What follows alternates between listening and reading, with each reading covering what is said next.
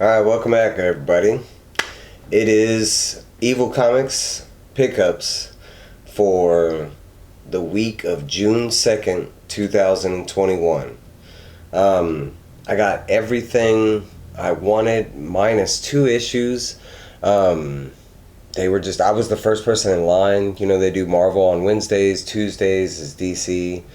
For some reason they had a weird mix-up in DC, so there was like a couple titles that I didn't have in my box. I thought I did, so I missed out on Batman Fortnite. I think it's issue number 4, but I'll get it, because nobody wants the comic, they want the code. Another one I missed out, but I'll get it too, and I might hit another LCS before I have to go to work tonight, is Man-Bat, and I think it's issue number 5, and for me it's the last issue, and I've really liked Man-Bat. If y'all have been following my pickups, I will do, once I get the whole complete story, eventually, all these comics, I will do a review once they get, complete, and a more in-depth review.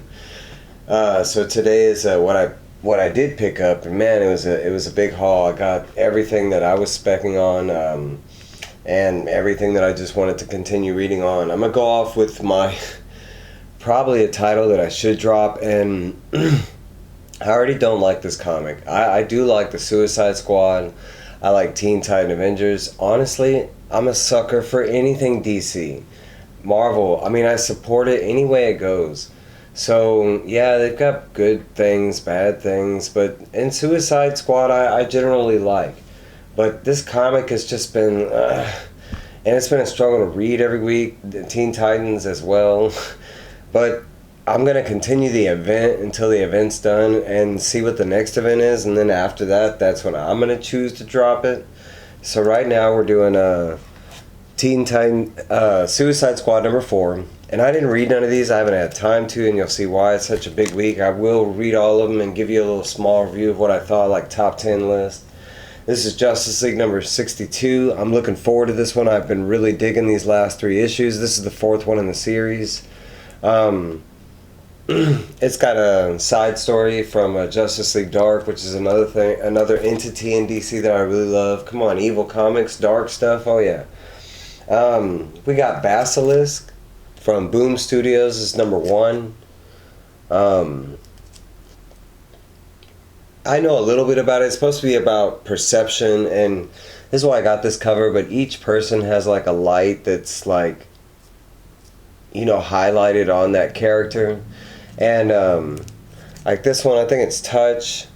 I think it's like it's like sound, hearing, sight. It's something based on the senses. So that's pretty much all I know about it. I have already seen a couple people's reviews on it, but doesn't deter me. We'll find out for myself. Let y'all know about it. Conjuring the Lover, DC's first rebirth of their horror titles right here. You got the horror. This is the B cover.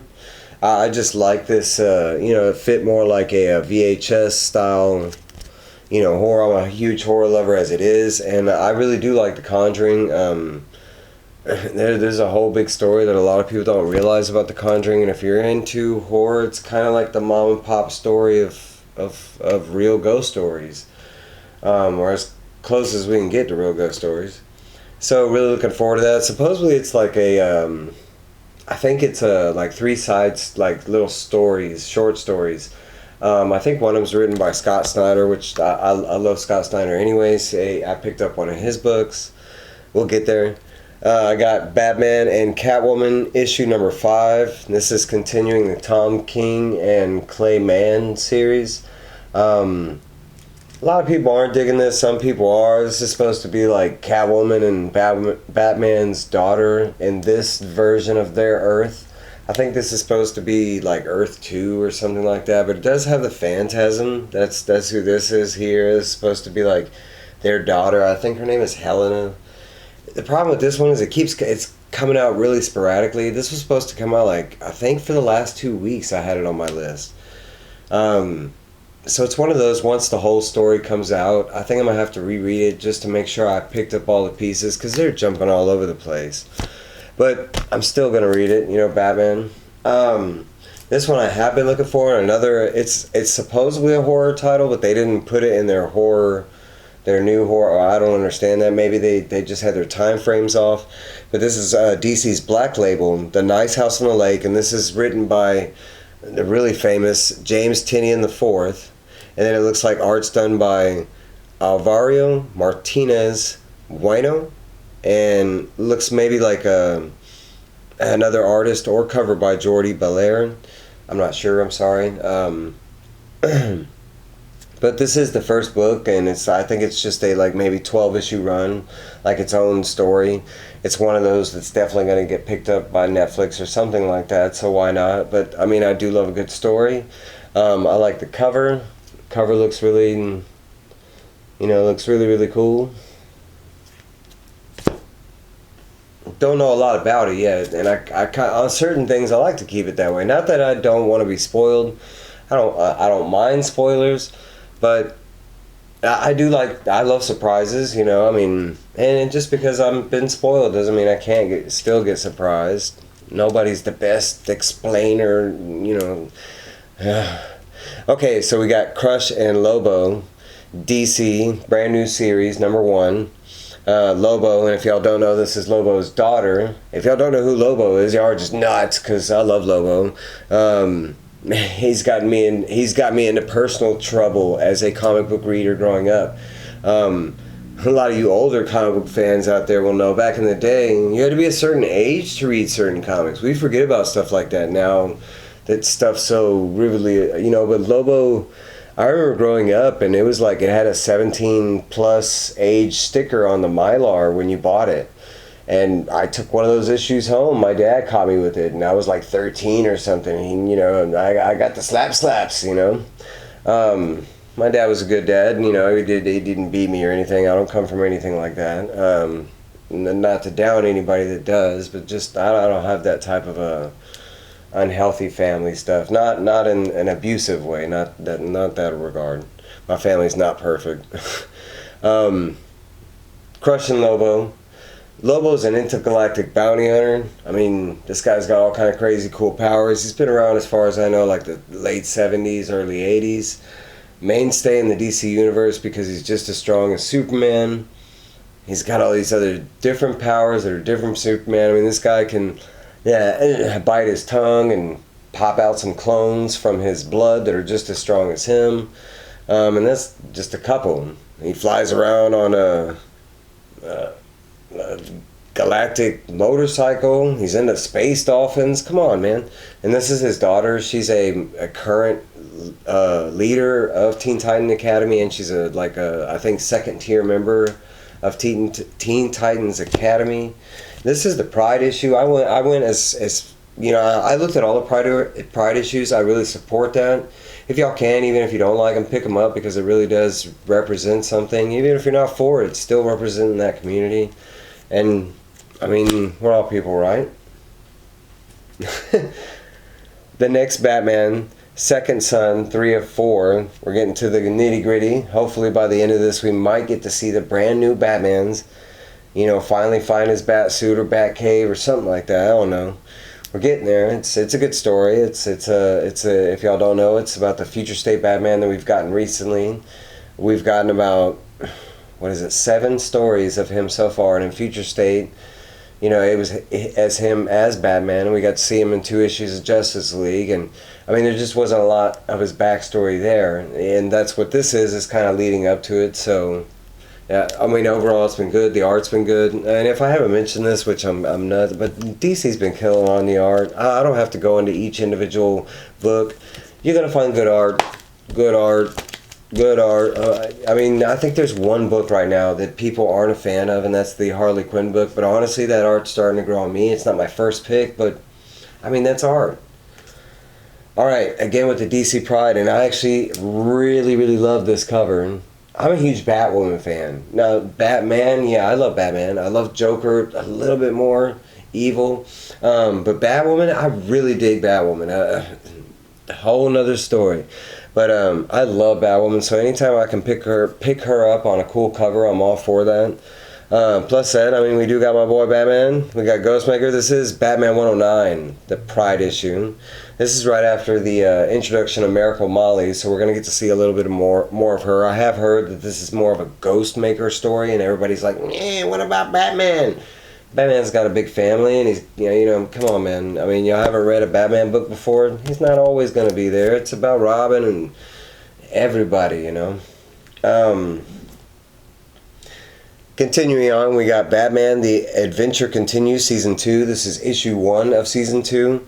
They are featuring the first time, I think, of the appearance of the Court of Owls. That's the silhouette right there.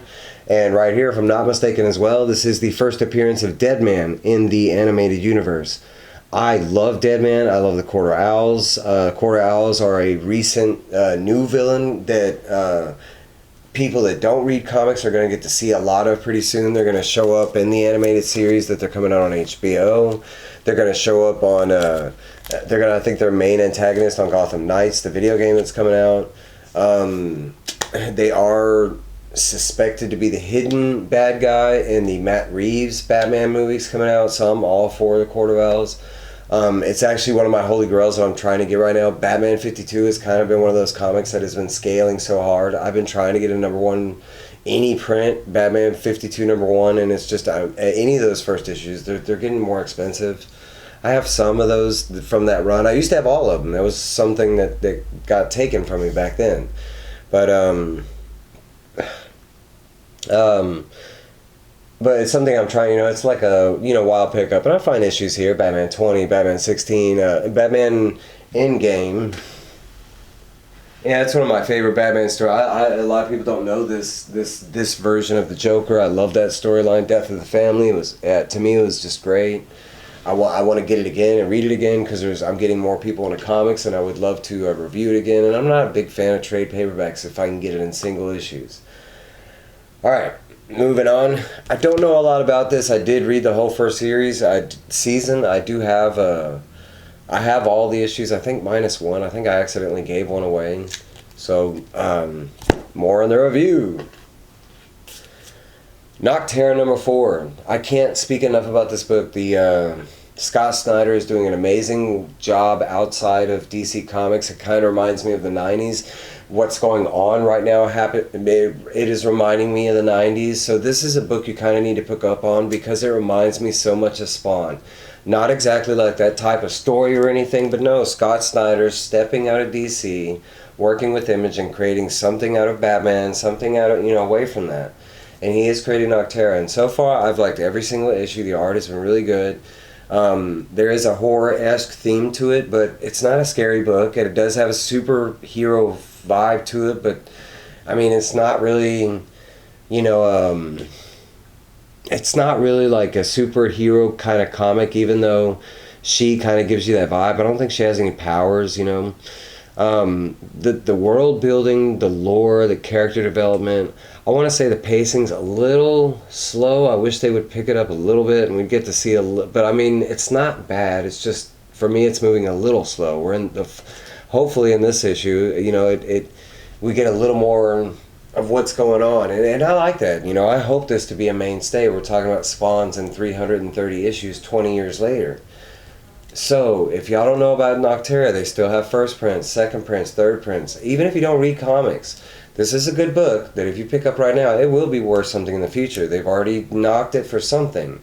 I don't remember if it was a TV show or a movie, but it's Scott Snyder. Alright, we got Marvel.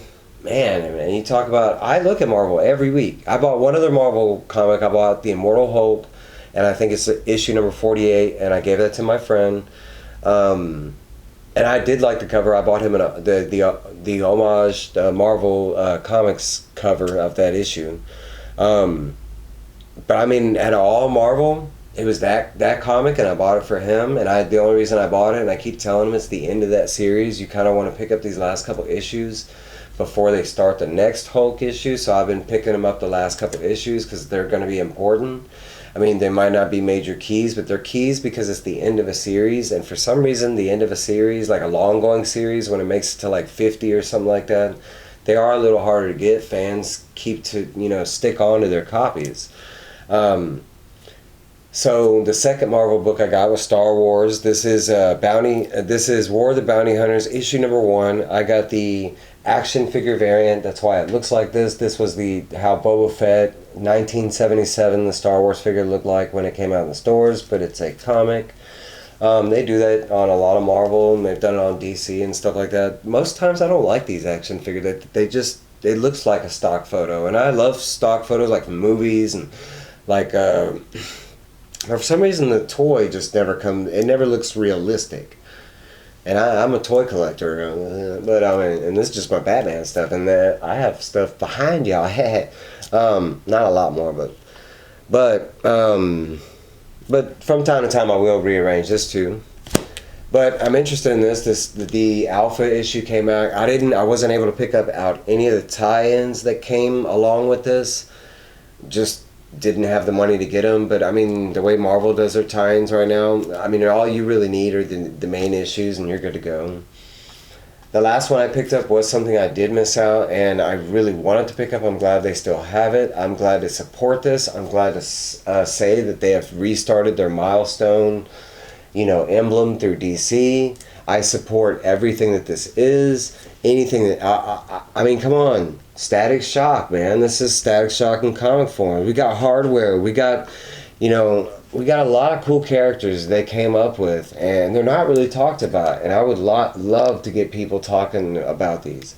You talk about, if you got Static Shock, I think it's called Static, his first comic book appearance, I mean, from 20 years ago now, when that came out on WB or CW or however you saw it back in the day, when that came out, from now, that's $1,000 book. Easy. I mean, like raw like this, you can't even find them for like $500. You might get lucky, find them at a dollar bin, go to the right place, right time, you hear those stories. But some of these books, that's what I'm saying, a lot of this reminds me of the 90s and what we're in right now. As far as like, how comic books are valued. I have a couple of comic books in here that I know guaranteed I can check tomorrow, and sometimes I do it just out of curiosity because I haven't really gotten into the selling side of it yet. I plan to, but it's more of a nervousness on another side of things. I'm more about pleasing, and it's kind of more like, if I send it looking like this, I want to make sure they get it like that, and sometimes it's just nervous getting packages and whoo. Man, because I've got some bad ones, man. I got, some bad stuff. Okay, so last but not least, I want to talk about a mystery gifter that left something in my mailbox, and he wrote a note with it and everything, and he wants to remain anonymous, but he had heard that, he had been listening to my stories, and I had mentioned that, not only did my comic book collection got stolen back then, but my Pokemon collection got stolen back then. Now, I do have some Pokemon cards, but I've gotten into everything over the years. You talk about, this is a small part of my life. I really believe myself to be a pop guru culture, because I'm into a little bit of everything. I mean, Funko Pops, I know about, I had a massive Funko Pop collection, and we'll go into that one day. Pictures to prove it, I know what a chase means, I know what a treasure hunt means, and Hot Wheels, I have treasure hunts, I have super treasure hunts. I might be talking crazy talk like, y'all don't even know what a chase is or a super treasure hunt is. I will talk about these things one day because I'm not just into comics. I'm into a lot of things that are collectibles, action figures, statues, models, cars, exclusive movie rights things. I'm looking at something right now that most people like. Let me show you something real quick. Let me look at okay, we got enough time. Give me 1 second. I'll keep talking and I'll just show you something. Now this has been, I'll wait a little bit.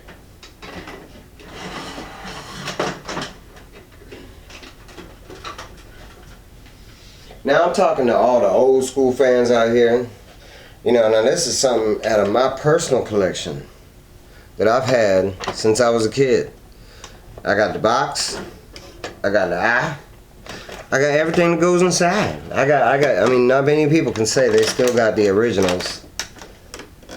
Ninja Turtle, complete Technodrome, and guess what?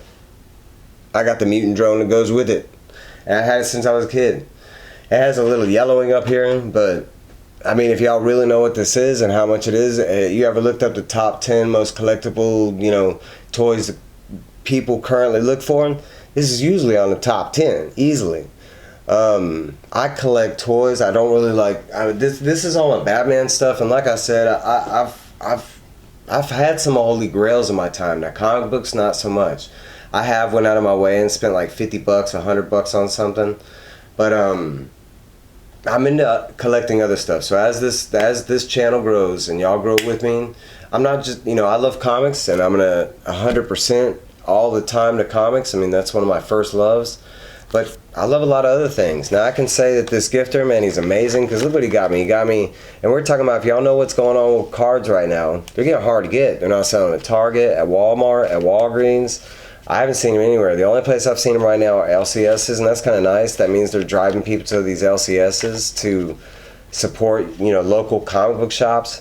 But yeah, this guy right here, he gave me 3 packs of Sword and Shield Battle Styles, and that's 3 boosters right there, and then this is a double pack of the Sword and Shield Darkness Ablaze, and then it comes with like a little button up here, and I actually have a lot of these buttons because I used to have a lot of Pokemon cards. I still have some, just not so many. That's like I collect Magic and play Magic. Not only do I collect Pokemon, but I played it. I've actually been in Pokemon tournaments. Okay. Hey. But that's my pickup list. My gifting. Something cool I wanted to show y'all. A little more into me. Hope y'all having a great day. Hope y'all were able to pick up everything that y'all wanted to pick up. If you're not even picking up comics, I'm glad you just stayed to listen to what I had to say about the comics I picked up. And I hope you come back to hear what I have to say about after I read them, because I haven't had time to read them. So I want to say thank y'all to everybody, and if you like, subscribe, comment, please hit that bell, man. I'm dropping videos left and right. You never know when you're going to get one. Y'all have a great day.